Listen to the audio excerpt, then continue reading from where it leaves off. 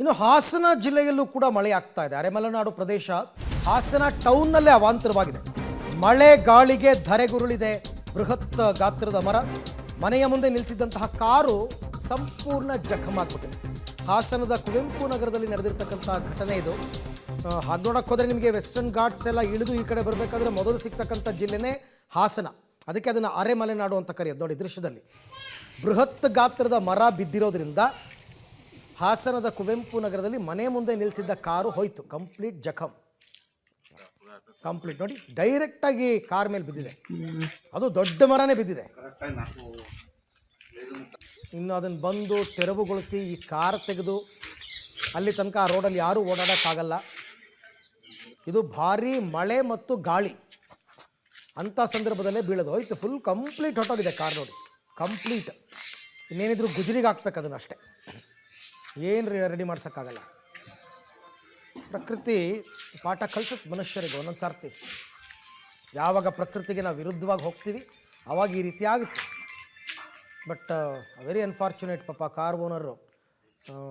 ಇದನ್ನು insurance claim ಮಾಡೋದು ಕಷ್ಟ. ಸೊ ಹಾಗಾಗಿ ಅದರ ಆಸೆ ಬಿಡಬೇಕು. ಇದು ನೀವು ನೋಡ್ತಾ ಇರೋದು ಹಾಸನ ನಗರದ ಕುವೆಂಪು ನಗರ, ಹಾಸನ ಟೌನ್ನಲ್ಲಿ ಕುವೆಂಪು ನಗರ ಬಡಾವಣೆ. ಆ ಬಡಾವಣೆಯ ರಸ್ತೆ ಒಂದರಲ್ಲಿ ಈ ಥರ ಆಗಿದೆ.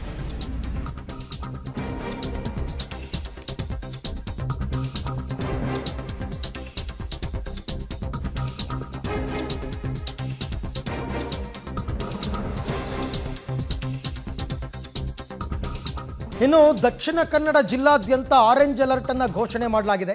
ಮಂಗಳೂರಿನಲ್ಲಿ ಮುಂದುವರೆದಿದೆ ಮಳೆಯ ಅಬ್ಬರ. ಮಂಗಳೂರು ತಾಲೂಕಿನಾದ್ಯಂತ ಶಾಲಾ ಕಾಲೇಜುಗಳಿಗೆ ರಜೆಯನ್ನು ಕೊಟ್ಟಿದ್ದಾರೆ. ಅತಿ ಹೆಚ್ಚು ಅಂದರೆ ಇವೆಲ್ಲವೂ ಕೂಡ ಸಮುದ್ರ ತೀರದ ಜಿಲ್ಲೆಗಳು, ಹಾಗಾಗಿ ಈ ಥರ ಆಗಿದೆ.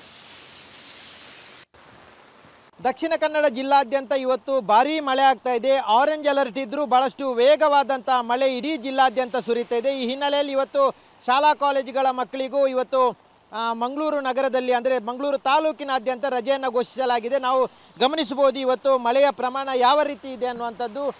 ಕರಾವಳಿಯಲ್ಲಿ ಮಳೆ ಸುರಿದರೆ ಯಾವ ಹಂತಕ್ಕೆ ಮಳೆ ಬರುತ್ತೆ ಅನ್ನುವಂಥದ್ದನ್ನು ಗಮನಿಸದಿದ್ದರೆ ಇಡೀ ಮೋಡ ಕವಿದ ವಾತಾವರಣ ಒಂದು ಭಾಗದಲ್ಲಿದ್ದರೆ ಇನ್ನೊಂದು ಭಾಗದಲ್ಲಿ ಅಷ್ಟೊಂದು ದೊಡ್ಡ ಪ್ರಮಾಣದಲ್ಲಿ ಮಳೆ ಬರ್ತಾ ಇರುವಂಥದ್ದನ್ನು ಗಮನಿಸ್ಬೋದು. ಹೀಗಾಗಿ ತಗ್ಗು ಪ್ರದೇಶಗಳಿಗೂ ಈಗ ನೀರು ನುಗ್ಗುವಂಥ ಭೀತಿ ಎದುರಾಗಿದೆ.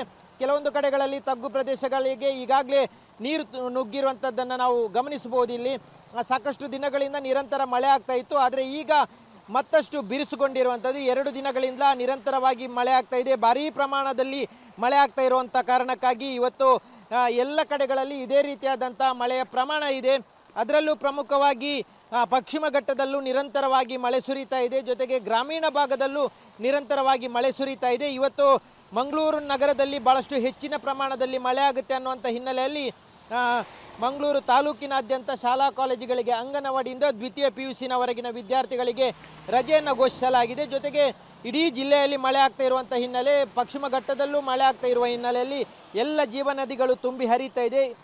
ನೀವು ದೃಶ್ಯದಲ್ಲಿ ಗಮನಿಸ್ಬೋದು, ಇದೇ ರೀತಿಯಾದಂಥ ಮಳೆ ಮುಂದುವರಿದ ಕಾರಣಕ್ಕಾಗಿ ಎಲ್ಲ ಜೀವನದಿಗಳು ತುಂಬಿ ಹರಿತಾ ಇದೆ. ಮಂಗಳೂರು ಸೇರಿದಂತೆ ಇಡೀ ಜಿಲ್ಲಾದ್ಯಂತ ಇದೇ ಪ್ರಮಾಣದಲ್ಲಿ ಮಳೆ ಆಗ್ತಾ ಇರುವಂಥ ಹಿನ್ನೆಲೆಯಲ್ಲಿ ಜನರು ಎಚ್ಚರಿಕೆಯಿಂದ ಇರಬೇಕು. ನದಿ ತೀರದ ಜನರು ಯಾವುದೇ ಕಾರಣಕ್ಕೂ ನದಿ ತೀರಕ್ಕೆ ಹೋಗಬಾರ್ದು, ಮೀನುಗಾರಿಕೆ ಮಾಡಬಾರ್ದು, ಈಜಾಡುವುದನ್ನು ನಿಲ್ಲಿಸಬೇಕು ಅನ್ನುವಂಥ ಸೂಚನೆಯನ್ನು ಜಿಲ್ಲಾಡಳಿತ ಕೊಟ್ಟಿದೆ. ಇನ್ನೂ 2 ದಿನಗಳ ಕಾಲ ಇದೇ ರೀತಿಯಾದಂಥ ಭಾರೀ ಮಳೆ ಆಗುವಂಥ ಮುನ್ಸೂಚನೆಯನ್ನು ಹವಾಮಾನ ಇಲಾಖೆ ಕೊಟ್ಟಿದೆ. ಹಾಗಾಗಿ ಇವತ್ತಿನ ಪ್ರಮಾಣವನ್ನು ಗಮನಿಸದಿದ್ದರೆ ಇಡೀ ಜಿಲ್ಲೆಯಲ್ಲಿ ಇವತ್ತು ಹೆಚ್ಚಿನ ಪ್ರಮಾಣದಲ್ಲಿ ಮಳೆ ಆಗಿದೆ. ಹಾಗಾಗಿ ಜಿಲ್ಲಾಡಳಿತ ಎಲ್ಲ ಜನರನ್ನು ಎಚ್ಚೆತ್ತುಕೊಳ್ಳುವಂತ ಹೇಳಿದೆ. ಮಳೆ ಬಂದಂಥ ಸಂದರ್ಭದಲ್ಲಿ ಎಲ್ಲರೂ ಎಚ್ಚರಿಕೆಯಿಂದ ಇರಬೇಕು ಅನ್ನುವಂಥ ಸೂಚನೆಯನ್ನು ಜಿಲ್ಲಾಡಳಿತ ನೀಡಿದೆ. ಕ್ಯಾಮ್ರಾಮ್ಯಾನ್ ನಿಶಾಂತ್ ಜೊತೆ ಸುಖಪಾಲ್ ಪೊಳಲಿ, ಪಬ್ಲಿಕ್ ಟಿವಿ, ಮಂಗಳೂರು.